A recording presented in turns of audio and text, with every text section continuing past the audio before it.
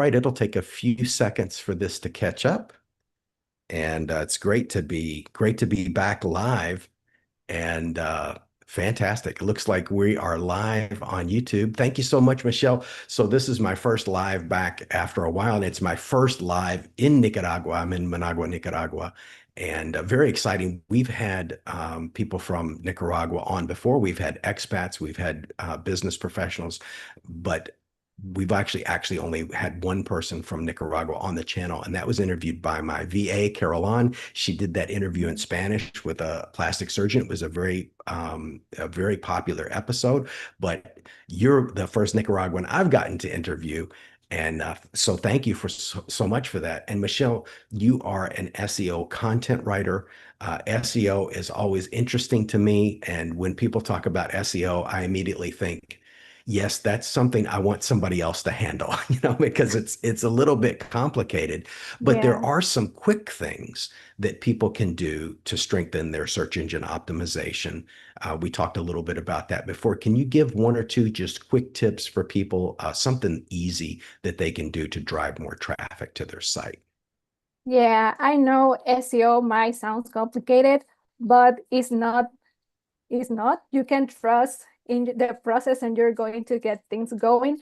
I think a long low-hanging fruit that you can search in your site is like adding like internal and external linkings for you to make sure that you are leading people and showing that you are very accurate in you're giving very accurate information. And also you can edit and manage the meta text, which is the thing that shows like a brief description of what the page is. So make it more accurate and more informative for people to learn more about your site. It sounds like a lot of fun. It sounds like so much fun. I would definitely hire somebody to do that for me. There are people, SEO is its own science. It's its own study. I had Chris It is. Walker on before from Legit, and he was a great guest. That was a very popular episode. I understood about half, maybe half of what he said because he's a real expert in the field, but it just goes to show you how important SEO is, how frequently it changes, because when you and I talked before you doing like a pre-show interview, how much it constantly changes. And one thing that you said that caught me off guard that I hadn't thought about is there's TikTok SEO. So can you give us a very short Yeah. explanation of what that is? Because I had, it makes sense when you said it, but I had never thought about that.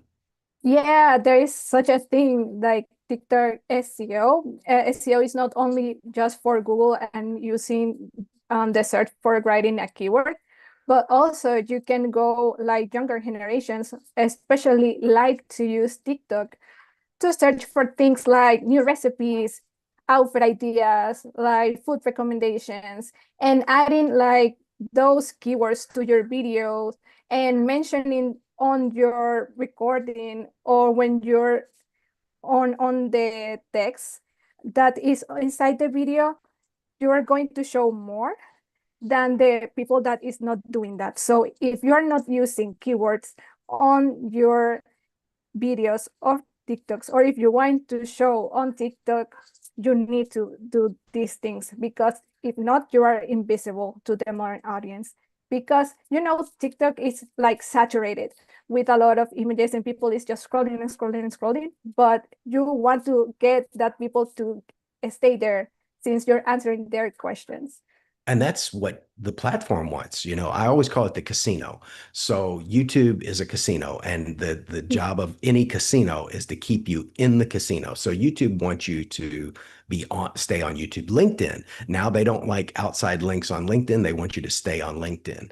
TikTok wants you to stay on TikTok. And TikTok is a mature technology now. So Gary V, or Gary Vaynerchuk, the famous social media expert, he says that TikTok is now, it's not just for young people anymore.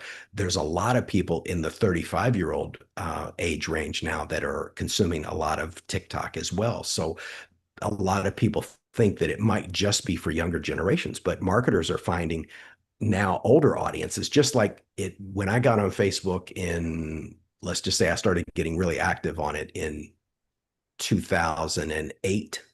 It was young people. I was young, I was I think I was in my early 30s. With somebody can do the math out there, but yeah, but it was younger people mostly on Facebook, college age.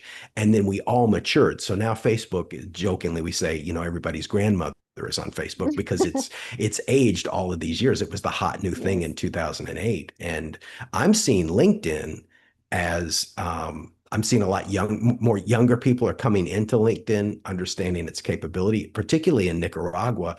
A lot of college age people are jumping on. I don't know if the universities are suggesting people to get on, but Gary Vaynerchuk also said that LinkedIn has not fully been utilized by people yet. So, like you said, TikTok is saturated, but LinkedIn, there's a lot of people on there, but it's still easier to get some attention. Plus, it's professional. And if you have a business to business model, that's a great place for people. So when you're doing SEO, most of your time, is it TikTok SEO? Or are you doing the classic Google SEO? Is that, or is it a split between the two or three? Yeah, I do classic SEO because of my job, but I do TikTok SEO for my personal account. I do Uh, like to upload TikTok recommending new things and food. But that's how I have been doing like trial and errors on what is working and what is not. that's that. I was going to ask you about that, Michelle, because SEO is one thing that's constantly changing. So it sounds like your strategy with TikTok is you're testing. You're constantly seeing what's working Yes. and what's not, so you can keep up with the algorithm. But in your classic SEO, do you have newsletters you follow? Do you have influencers you follow? Are there YouTube pages so that you stay fresh on what's changing? Yeah, I do like to follow Search Engine Journal. Also, I have a friend that always sends me like Reddit posts about SEO because we work in the same like not company but in the same SEO thing. So he's constantly sending me stuff like newsletters. Also, I like to read on LinkedIn and I do watch a lot of videos on YouTube. Fantastic. And here's a question that was on my mind. I actually didn't write this question down, but I wanted to ask you. So uh, I've asked a lot of people to come on the channel. I am partnered with Podmatch, which would give me a nearly endless amount of guests. But sometimes I like to go on YouTube and find people, find guests. You and I, we met on LinkedIn, and I Yes. ask a lot of people, but the people on Podmatch, it's very easy because they're there to be on a podcast. Whereas with you, it was almost like what I would call like a cold outreach.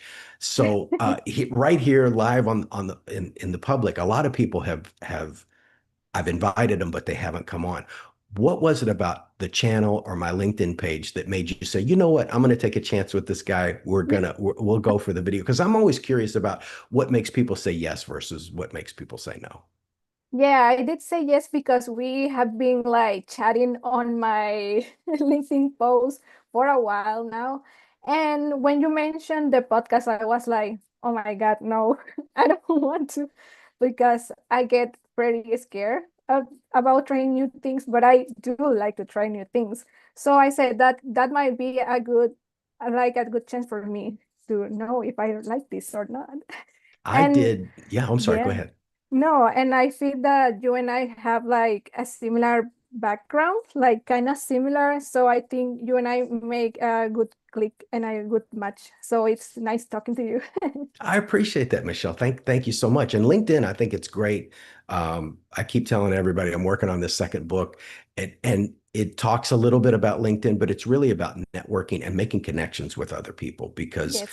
I'm fascinated again with the people that say, why do people say yes? Why do people say no? And of course, you said the classic reason why people would say no, because it's scary if they've never been on a podcast before. I even have YouTubers that have been YouTubers for years, but they've never been interviewed before. And I've had a couple of those people. I think Gabrielle Nunez, she's great with selling books on it. She's like an Amazon queen. She's got several books. She's doing very well for herself. She teaches side income. That's an excellent episode for people that are interested. And I was excited to have her on, and I pitched her. And she's been on YouTube for years, but has never been interviewed. And I know it's scary. And I have to Yeah. confess that I think it took 15 episodes So that was I shot in when the first year I shot an episode, an interview at least one a week every week. And so I was 15 interviews in before I even started to feel comfortable in front of the camera because I didn't want to be a podcaster. That was never my intention. I prefer to be kind of the guy in the back that helps, but I didn't want to be the face of anything. And but I will say that interviewing people has helped me tremendously. So now that you've had a little bit of a taste of it, do you think you'd start your own channel or do anything interesting like that? I will stick with TikTok for now. Okay, good, good. Well, short content is easier, right? Because you just prep, you shoot something for a couple of minutes, and then it's done. But even though that's why I like this 30-minute live format, because there's no pressure. 30 minutes goes by very, very fast. But Yes, you mentioned your path, and you're actually a double major. So you did graphic design and marketing. Is that correct? yes, I did. Did you decide to go pursue both at the same time, or did you start one and then go into the other one? No, I first started in marketing Hmm. and advertising. I was very eager to study that. But then my mom convinced me to study graphic design because she told me that it was a good complement for marketing. So I actually thought about that like 6 months for me to also take that another career because I thought that it's going to be like a lot. So I felt kind of scared about doing two things at the same time. But and at the end, I thought, yeah, that will be a great compliment for my marketing career. That is what I like to do. So I decided to take it. That was pretty intense, though, pursuing a double major, I'm sure. Yeah, it was. I barely got through one major. I went through business management. Now, like me, and that's another similarity of our background. We've worked a couple of different roles before we ultimately got to where we are. I've had a lot of jobs and jumped around, even regionally, changed states, and now I'm in a completely different country. Yes. So, I definitely moved quite a bit. But you had a role before as a community manager. Is that correct? Yeah, I started as a community manager. What is that for the audience? Can you describe what that is? Community manager, basically in my time when I was a community manager, was to post. My role also involved the creation of the posts and the art that going to be there. Also answering clients that have increased and sending a lot of emails. Depends because I was a community manager for a real estate agency. So if people were asking for how much is this house, I would have to answer them, oh, this. But Oh, so basically that. yeah, yeah, yeah. So you're doing office support too on top of community manager, and Yeah. and that was where you would get into the PPC, like paid per click, and some different. You're kind of buried in metrics in that job, I would assume. You're constantly looking at metrics. Would that be correct? In that specific position, no, I was more Oh, like the creative one. I see. Okay. Well, what do you think? I've seen this, and this is true in the U.S., but I've also seen it here in Nicaragua, where there is sometimes high turnover. People quit or people get fired, and you've continuously moved into better and better positions. What do you think the characteristic is of a good hire? In other words, the people that stay and the people that are successful, what are they doing different? So in other words, what are you doing different from the people that left the previous jobs? What do you think makes you, what aspect of you is different that keeps you in those roles? I think what keeps you in those roles is being curious about what is coming next because Google, especially, is constantly changing, is giving you guidelines, and you need to be curious and be on top of the changes for you to find this interesting because what was working yesterday is not working today. So you need to be on top of that for you to understand. You need to be adaptable for the changes. And that's what make you go through different positions because you can adapt to another manager, to another set of tasks. So I think adaptability and being curious is the thing that will maintain you on that career path. And we talked earlier, again in the kind of in the pre-show about getting bored. You know, once you master a skill, if you're just sort of flipping hamburgers all day, it gets very repetitive. So there are jobs where we both had where it was just too repetitive. It was boring. And you know, you obviously you need a challenge. You need an intellectual challenge Yes. with your work, Michelle. So that in this role that you're in now, you found a home and you're very comfortable. If somebody wanted to get into your industry doing what you do, what do you think the steps would be for them?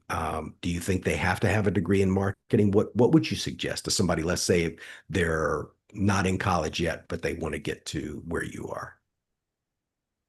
If people wanted to be like a content writer or follow the SEO path, I don't think you will need like to have a marketing degree for you to succeed in that path, because I have worked with people that was a graphic designer and they turned to SEO, or they were like engineers and they turned to SEO.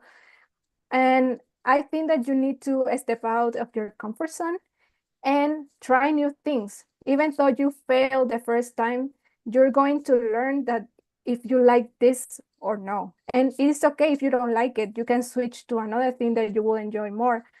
And that is the important thing of stepping out of your comfort zone, because the limits are on your head. You're the one that putting the limits, but you can achieve anything that you have in mind.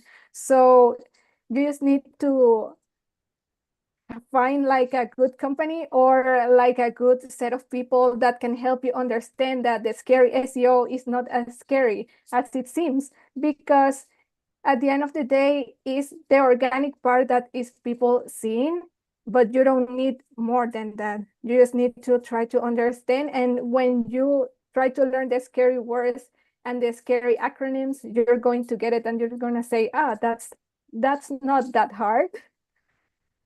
And you taught me a great quote that I still need to memorize, but you said something like "vivir con fear." Can you explain what that phrase is and what that means? Ah, yeah, in Spanish, vivir con miedo no es vivir, which means like living with fear is not living, because as I mentioned before, like our minds and our thoughts are the one that limits our potential. So that easily can translate to fear. If you fear of doing something because you're going to fail, you're not going to achieve anything in your life, because you're going to be inside of the box that you create about for fear. But you need to step out of that and try it, even though it's scary, like me going into this podcast. Right. Even, You're very yeah, brave. You're very brave, Michelle. even though it is scary, you can try it and you might learn that you enjoy it or no, and that's okay. That's a good way to look at it. Now, you've been in this role for a while. What are you seeing as far as the trends from now until the end of 2026 and into 2027? Do you think the opportunities are with maybe working for US companies? What aspect of that? What's changing? What do you see any trends happening in the future or things right now that are beginning to change? Yes, as we talked before, we talk about that AI, how AI is being a pretty scary word for people like inside jobs, especially in the United States, because right now, maybe in a Nicaraguan job, you might not feel threatened, but by them using AI or trying to feel that you are going to be replaced. But in the United States, you might feel that because a lot of news had been showing on TV or on newsletters and all that jazz, saying that, oh no, it's going to take your job. But I don't think that AI is going to take any jobs. I think that AI is a complement, not a replacement. It's true. While AI can generate a lot of data and have it like really fast, it lacks the emotional intelligence that us as humans can provide, the human perspective that people is going to read or people is going to see on a video. So in that case, I think what we need to do is to adapt and learn and try to get for us to dominate the AI for us to create a prompt that can help us make our job easier than make them do our jobs. Well, what I'm seeing too, Michelle, is maybe the overuse of AI, because I'm really just on LinkedIn and YouTube. Those are my two domains. And the writing, and look, I've only written one book. I'm not Ernest Hemingway. I'm not Ruben Dario. I'm not, I'm not a poet, but the writing on LinkedIn has gotten so bad, and I can tell it's AI because it always has this you're not working too hard. It's if then this, and it's very formulaic, and it's one sentence at a time, and it's very boring. I scroll right past it. I actually stopped because I used to take what I write. I would just have something off the top of my head that I wanted to get out, and I would write it on LinkedIn, give it to AI, Chat GPT, and just say, hey, check everything, make sure that it's right, that the spelling is correct, and that the grammar, is right. And sometimes I would have it shorten it because I tend to write very, very long, and I always hit the LinkedIn limit. So I try to get Chat GPT to shorten it. But I've actually stopped doing that. So my stuff is about as organic. Now that doesn't mean it's going to be any more popular, but it definitely makes, I'm not saying what I'm writing is better, but it definitely looks different than what a lot of people are, because I'm really kind of writing from the heart, so to speak, if I have something on my mind. And I don't know if that's going to help my reach on LinkedIn or not, but I do know that what I'm writing is very authentic. It's just like the first book. And now with the follow-up book, I used AI to check a lot of stuff on the first book. And I think I'm actually going to use AI a lot less this second time around, because I think people are really hungry for authentic, organic content. And I keep hearing that from all the big influencers. But I wanted to Yes. ask you about your mentors, because that's really important. Do you think, I mean, obviously you had people help you that helped you succeed. You've had some trainers and some managers that took time because they saw that you were passionate. Um, but if someone wants or needs a mentor, what would you tell them? How would they reach out? Do you think they should find somebody on the internet, somebody at work? What was the techniques where you recruited those people to give you some assistance? Well, in my case specifically, it was because I was inside a company and we have a solid SEO team. So all the team members were like trying to help me understand better. All the content team, the girls were trying to help me and show me how the things were done. And I really appreciate the patience and the time that they took to show me how to write a good blog in that specific part, because I started just writing blogs, and then I transitioned to service pages and other type of landing pages. But I did saw in her that she was very passionate, and it was someone in particular inside the team, and she did a really good job with their blog. So I felt very inspired about reading what she wrote. That motivates me to be like her. Fantastic. That's well, it looks like she recognized the passion in you that she had, so she wanted to invest the time in you. So that's good. If I always say show up on time or early, dress right. My one strategy, and I don't think I've ever mentioned this on the entire channel. Whenever I went into a different job, I tried to dress as good or better than the boss.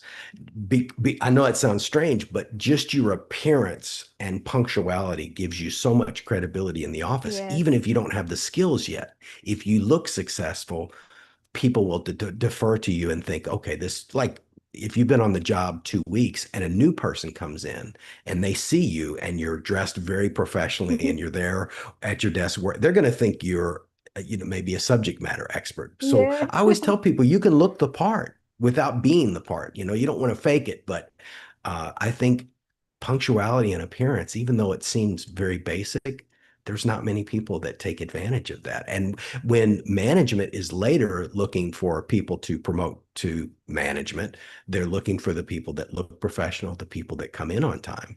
And you and I have both seen people promoted that weren't necessarily the best as far as skill set is concerned, but they had those other characteristics that the company wanted: reliability and they dress and behave appropriately. So actually, when I wanted to start to move up into management, I'm a comedian. I like telling jokes. I like making people laugh.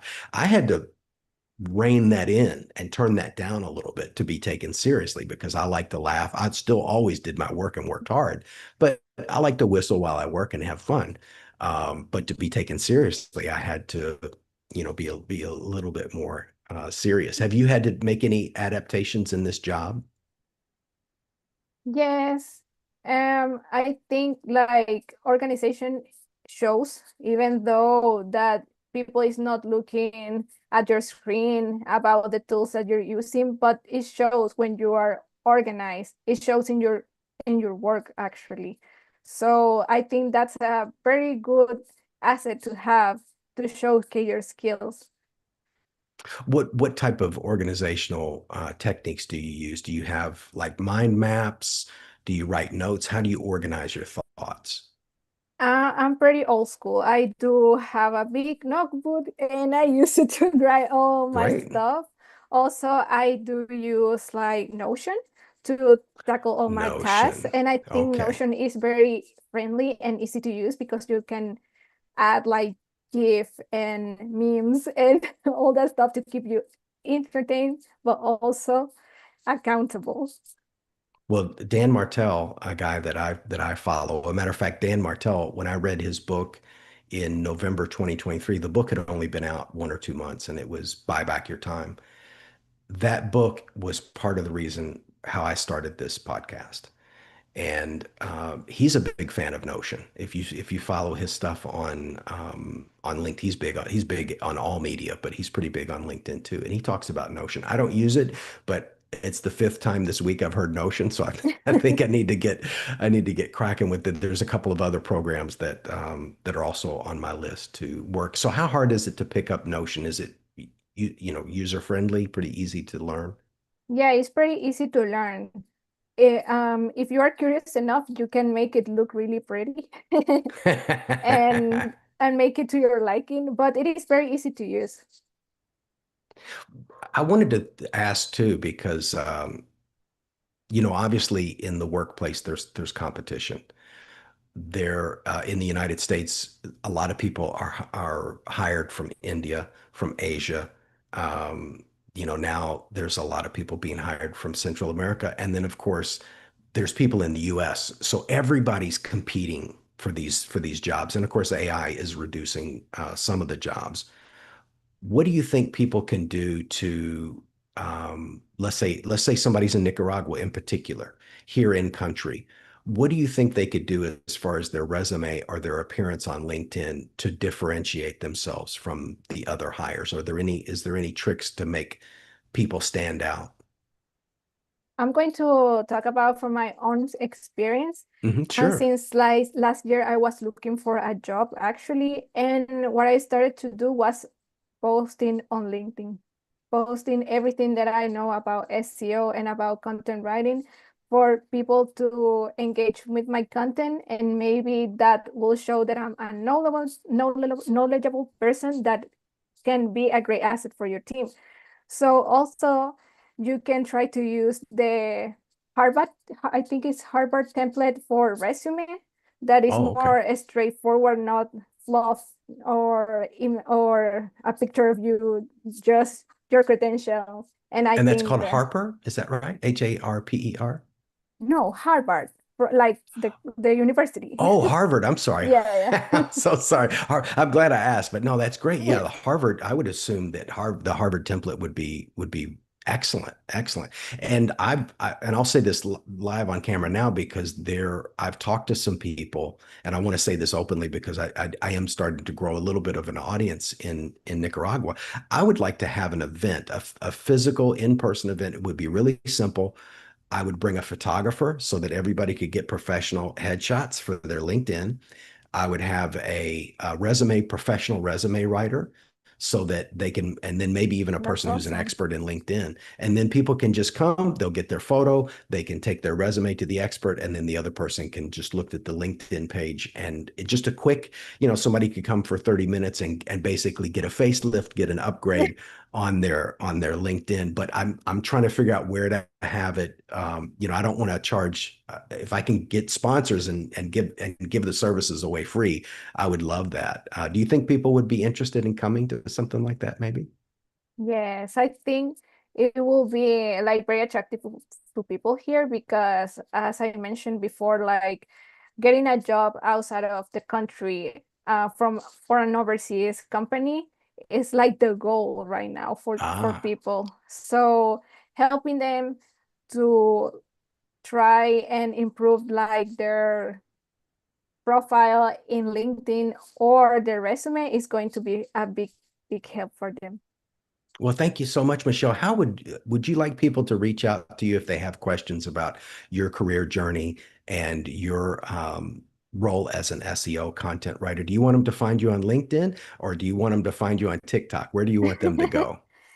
I would prefer you to find me on LinkedIn. I post Great. regularly about SEO and content, and also I post about my hobbies and how my hobbies can help me see a different perspective of what I do in life. Well, that's great, Michelle. I'll create a thumbnail for this video and I'll put a link in the description for the video to your LinkedIn. Did you have anything that you wanted to, any questions you wish I had asked, anything you wish I had covered that you wanted to talk about? I thought that we covered a lot of info in just a short amount of time that it actually amazed me. Yeah, but honestly, Michelle, it took me a year and a half to be able to and with a little help from AI. Sometimes because when and I said this on a previous video, I'll go on usually for Podmatch if I'm going to interview somebody from Podmatch. On Podmatch, they have this really great profile where they have to fill all of this information out. It's much more involved than a LinkedIn profile. And I just hit Control A, Control All, copy, and I put it in AI. So I already have my questions that would inspire me. Then those I think of on my own. And then I have AI help with five or six other questions and I mix them in, what would be interesting to, because what's interesting to me, as you know, might be not interesting to the audience. So I have to make sure everybody's interest is being served. But I think the information has been great. Thank you so much. If you don't mind, I'll end the stream and we'll continue the conversation on Zoom. Okay, thank you for having me. Thank you. Thank you. Give me just a second and I'll end the stream here on YouTube. Thank you for everybody who's watching. Wow, we've got 11 viewers. I didn't even have time to check that, which is amazing. For this time of day, Michelle, they really like you. So thank you so much for coming on. I'll end on YouTube and we'll continue on Zoom. Okay. I'll give that a couple of seconds and I think that's a wrap for that. And you survived.